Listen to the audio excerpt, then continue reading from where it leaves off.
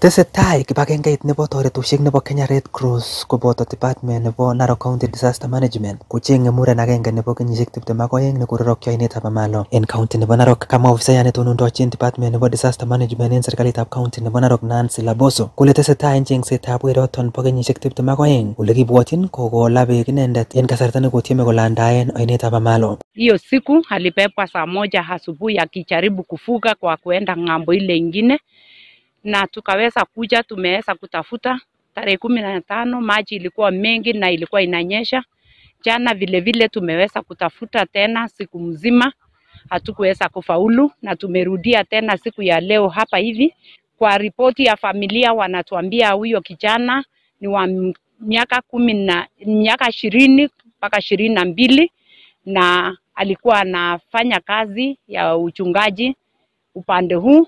Kwa hivyo alikuwa amekuja shughuli za kununua vitu na akawa anajaribu kufuga na akaweza kubebwa na maji. Kosipkak Nancy Laboso ko ngandan chang beek en ainetab Amalo amun ropta neo nekitestai kebaorionjin en county noton ak komoswek alak kokimit ine kole yoe kit agetugul kot koker kole kokinyor bortab weroton. Maji ni mengi na hakuna daraja, hakuna mahali pa kupita, na tuko hapa pamoja na Red Cross kusaidiana kutafuta na wapikambizi wa county na wa Red Cross volunteers plus the community.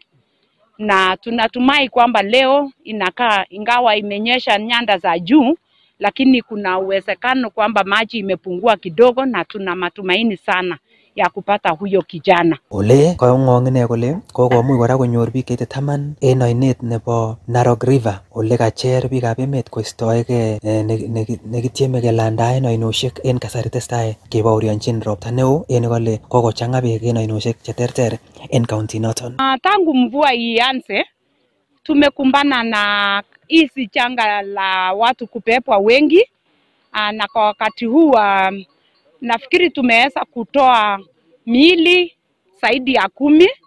Kuna wanaume 3 waliokolewa Jumapili, walisama na tinga na wakaweza kuokolewa wote 3, na kuna mmoja pia tuliweza kuokoa town, mto ile inapita town. Kwa hivyo tumekuwa na success. Wakati wowote watu wanaona maji ni mengi na mvua pia inanyesha, hata yale maji tu bora imefika ile mita za Makoti, mtu asipite, kwa sababu hayo maji ni maji inaweza kupepa mtu, inaweza hata pepa gari. Kwa hivyo tunasema watu waepukane kupita kwa mito pasipokuwa na daraja safi na daraja ambayo inaweza kuwa na usalama.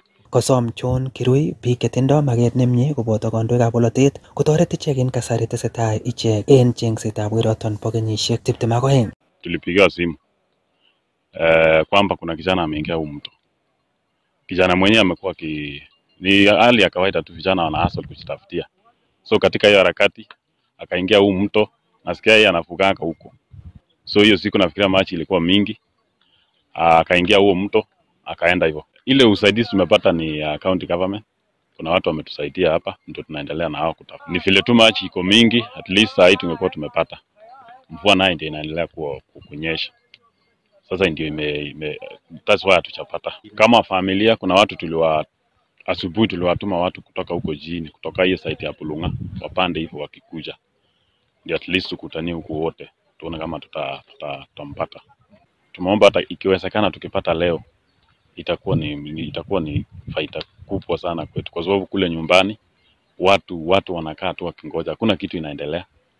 So ni wito wetu na Mungu pia atuongoze, angalau tumpate leo, ndio mipango zingine za mazishi zianze ku. Hello, Kakas TV kong'eten county nebo Narok. Kainenyun ko Nicholas Rono.